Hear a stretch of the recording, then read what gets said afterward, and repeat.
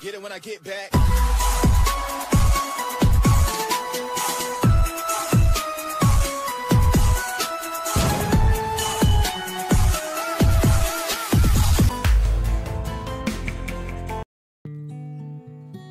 Bismillahirrahmanirrahim. Assalamualaikum warahmatullahi wabarakatuh. Alhamdulillahi rabbil alamin. Assalatu wassalamu ala asrafil anbiya'i wal mursalin Sayyidina wa nabiyyina wa maulana Muhammadin ajma'in, amma ba'du. Allahumma salli ala Sayyidina Muhammad wa ala alihi Sayyidina Muhammad.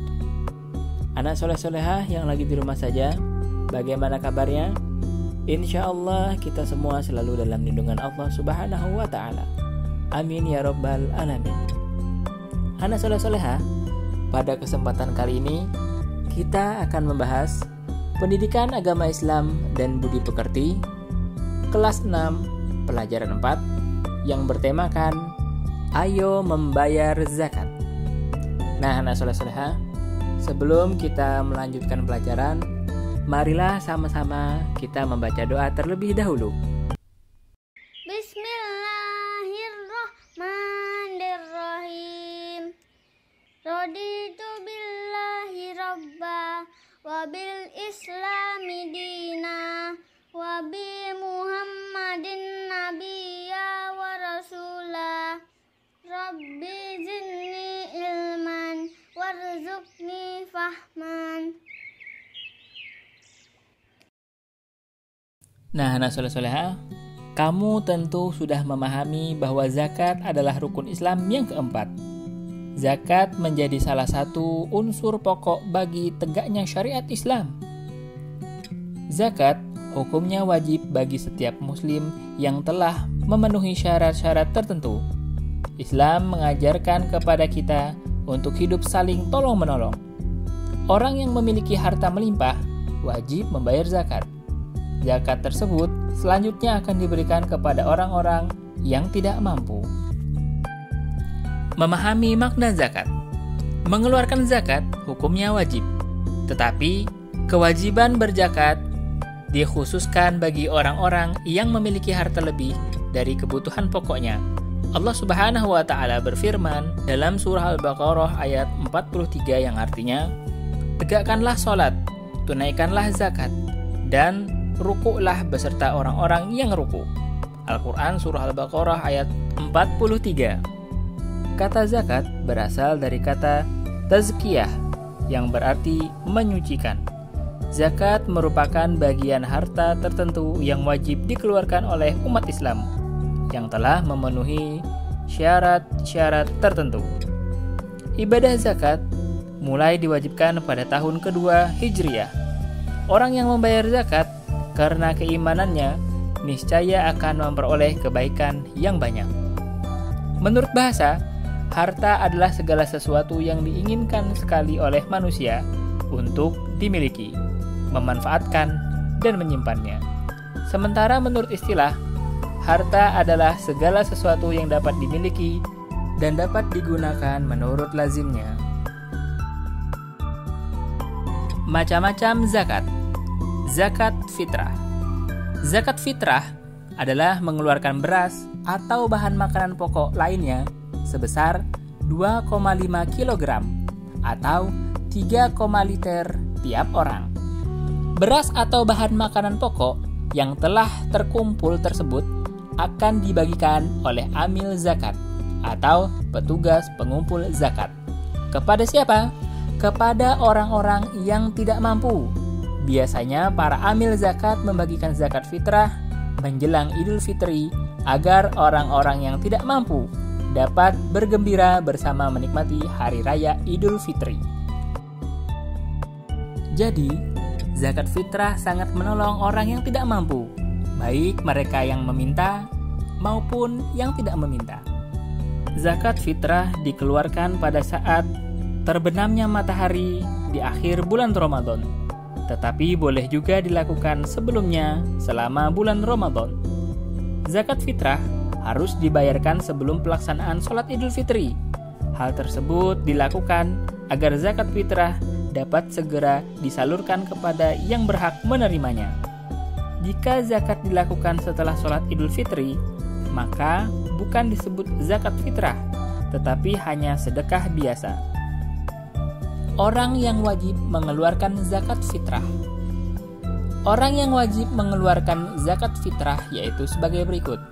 Yang pertama, beragama Islam, laki-laki dan perempuan sejak usia bayi, anak-anak, atau lanjut usia.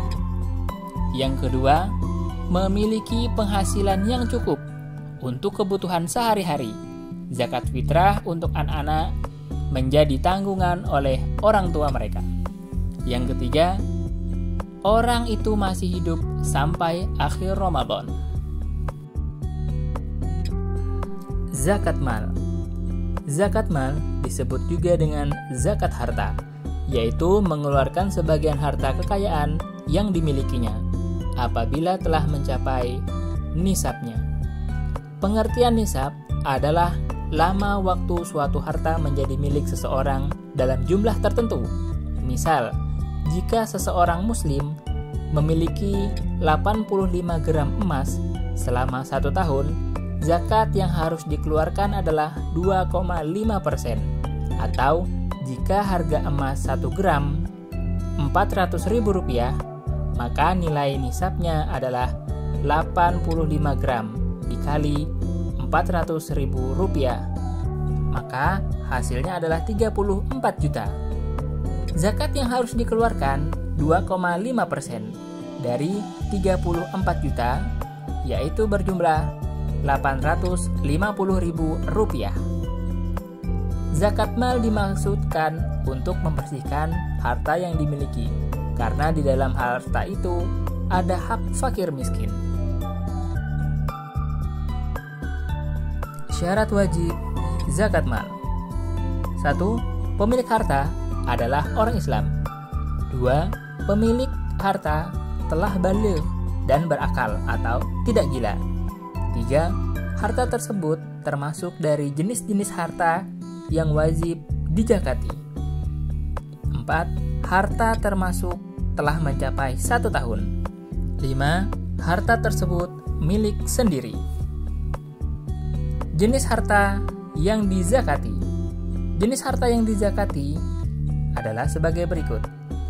Perhiasan emas dan perak yang disimpan, uang simpanan yang telah mencapai 1 tahun, harta atau uang yang diperoleh dari usaha berdagang atau bekerja, hasil pertanian, misalnya padi dan palawija, binatang ternak, misalnya kambing, sapi, dan kerbau, barang temuan, misalnya perhiasan, uang logam yang terbuat dari emas, atau guci yang tinggi nilainya. Orang yang berhak menerima zakat. Orang yang berzakat disebut muzaki. Zakat yang sudah dibayarkan atau dikumpulkan kemudian dibagikan kepada mustahik. Mustahik adalah orang yang menerima zakat. Adapun orang-orang yang berhak menerima zakat adalah mustahik. Dan ada 8 golongan orang yang berhak menerima zakat. Yang pertama adalah orang fakir, yaitu orang yang amat sengsara hidupnya, tidak mempunyai tenaga dan harta untuk memenuhi kebutuhan hidupnya. Yang kedua, orang miskin, yaitu orang yang tidak cukup penghasilan untuk memenuhi kebutuhannya sehari-hari. Yang ketiga, pengurus amil zakat, yaitu orang yang diberi tugas untuk mengumpulkan atau membagikan zakat.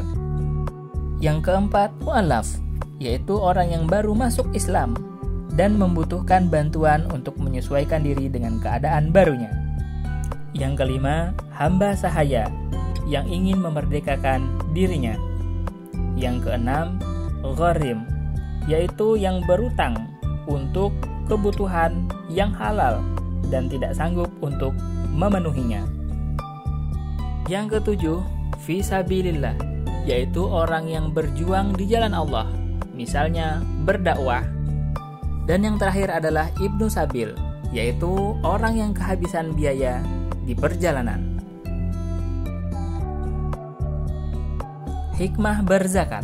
Yang pertama, membersihkan harta dan jiwa si pembayar zakat dari sifat kikir, tamak, atau rakus. Yang kedua, membantu orang yang kesusahan atau kesulitan dari segi ekonomi.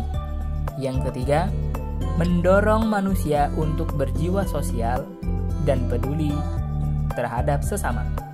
Yang keempat, mendorong manusia untuk bersikap jujur dan bertanggung jawab atas harta yang dimilikinya. Yang kelima, mengingatkan manusia bahwa harta dan kekayaan hanyalah titipan Allah Subhanahu wa ta'ala. Nah, saudara-saudara, demikian pertemuan kita kali ini. Insya Allah kita akan bertemu di materi selanjutnya. Wabillahi taufiq wal hidayah. Wassalamualaikum warahmatullahi wabarakatuh.